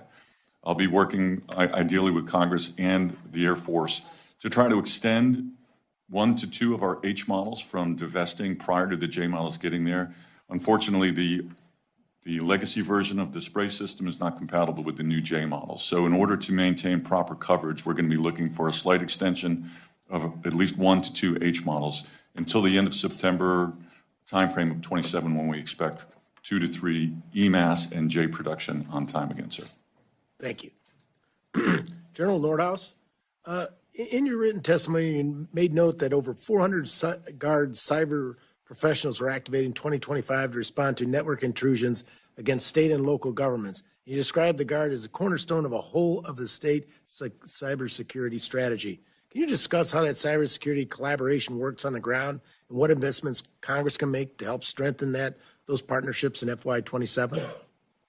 Thanks, Congressman. Right now I talked about in Minnesota with Winona County, their emergency management system was taken over, and they pushed the Guard 16 or 15 soldiers out there. And what might take months, sounds like talking with the Adjutant General, it's going to take weeks. It's going to take a little bit of time, but they're on it. The National Guard has, on the Air National Guard, 16 cyber protection teams, 11 on the Army National Guard side. And so those cyber professionals, because they're guardsmen, right, they work out in industry, they bring those civilian skill sets in, they're the pros out there that are working for industry, and then they come in and with the tool sets that department gives them, now you have this incredible capability there. So our guardsmen need to have the same authorities as we go across, and think about that from state active duty to Title 32 authorities and then to Title 10, so that however they're used and whatever authority that they can best help the community secure and respond within the homeland for critical infrastructure, but can also do homeland defense as cyber protection teams. I can't agree with you more. We need to get more involved, and that's one area that, unfortunately, with CISA, we continue to cut or not provide the information. And when I brought CISA to my district and had a hearing, I was amazed the amount of schools and hospitals and other areas that have been attacked already, and we're not doing much to help or provide that effort at a local level. Yes, Congressman, and I'm going to brag on the Guard members. This is not about me, it's about our Guards member, but 5 out of the last 6 championships have been won by these National Guard teams because they have these skill sets and they go back and forth across on that. And we have a huge exercise, Cyber Shield, coming up with, I believe, can't remember the exact number, but I think it's 22 states, and then they're also bringing in their state partners across the board from 16 or 17 nations. So we're not only helping within the U.S., but now also taking that partnership capacity in cyber out to our partner nations. That's something to brag about. Quickly, though, I don't have much time left. What could we do for you to help enhance those efforts? I talked about authorities, so just making sure that the Guard has the authorities needed to be able to, if a governor needs them to come out and be able to be on equipment and help the state, that they have those authorities to be able to execute it in the tool sets. And then from that standpoint, also making sure that we have funding in the budget to grow cyber. There we go. Yes, sir. Thank you very much. I yield back, Mr. Chairman. Thank you. Just a couple of comments, and I'll ask Ms. McCollum to make comments before we conclude. Mr. Elsie mentioned, and it's true, that we have a fighter problem. Obviously, the F-18 line is shutting down. Probably shouldn't have done that, but we did. The F-16s are old that you have. The F-15s you have are old. Probably a question both for Mr. Nordhaus and for Mr. Healy, General Healy. How critical is it that we get these fighter production numbers up in order to make sure that you have adequate aircraft to fly the mission that we count on in the future? I'll start with you, General. Chairman, I just take a look at the Aerospace Control Alert mission set that's done. 94% are the fighters across the United States are covered by Air National Guard units. Many of those are flying older F-16 aircraft, and so they need to be modernized as we get into the future. They have strong capabilities now, but as we get to the future and new threats, we have to make sure that we recapitalize our fighters. Yes, sir. And the challenge we've dealt with is we're going to see by the end of the fight up 9.6% of the fighter force within the Air Force Reserve is going to decrease to about 3%. So we're seeing as we diminish and retire aircraft like the A-10, rightfully so, the challenge is there's not enough production. So to directly answer your question, we need those production levels to increase so that we're available to retain that talent. One of the examples from Mr. Elsie's comments was last year we had we were taking physicians who were interested in an F-35 unit. We received 200 qualified applications for 6 positions in that F-35 unit. So that's the function of if we're in the proper aircraft, if we got the proper production, that's a return on investment for a highly trained, well-trained active duty force for much cheaper in the Reserve and Guard going forward. Absolutely. Mr. Chairman, if I could, as a Marine fighter pilot, if I could chime in on that, because it is important to us as well as we transition to the F-35C here in the coming years. Our last deployment of the F-18 is going to happen in this next fiscal year into the first island chain. So we are certainly keeping an eye on fighter production. Thank you. I want to thank you for coming here today. We depend on the Guard and Reserve for what you do, service to our country. We appreciate that very much. General Healy, Mrs. Healy, thank you both for your service. I hope the best for you in the future. I'll miss you at these hearings. We'll be around, though. But now I'll thank you again, and I'll recognize Ms. McCollum. Thank you, and I want to thank you, Lieutenant General Anderson, for stepping up and saying something, because this is part of my closing remarks. The NGREA funding for profile for the Marine Corps is not good, and I'm just going to put this out on the table. Marine Corps Reserve's NGREA funding profile has historically been the lowest of all the service components. The Marine reservists receive substantially less funding than their counterparts in the other services. This has put a long-standing trend into perspective. Let me give you some figures. The funding's around $464 per Marine. It's not just the lowest of any of the components, but a significant detachment from the next lowest funded service, which is the Army Reserve, which receives about $788 per soldier, over 70% more per person than the Marines reservists. You play an important role. You just mentioned the part that deals with flight. But I'm going to task you with some homework. We need to make sure that there's parity. Marines will always go into the fight with what they have, but we need to make sure that there's parity in what they have, especially as we look at the NGREA accounts. Mr. Joyce brought up cyber, which is hugely important, and I think some information on what you're all doing on cyber would be helpful for this committee, especially as the Department of Homeland is cutting what it's doing. It's putting more and more, not pressure, because you're ready to do the job, but it's putting more activity at the cyber guard level. We had 2 attacks in Minnesota this year. First responders were affected with it, and they work seamlessly with our civilian components in the municipalities and counties, but they can't do it alone. These attacks are getting more aggressive. The third thing I'd point out, Mr.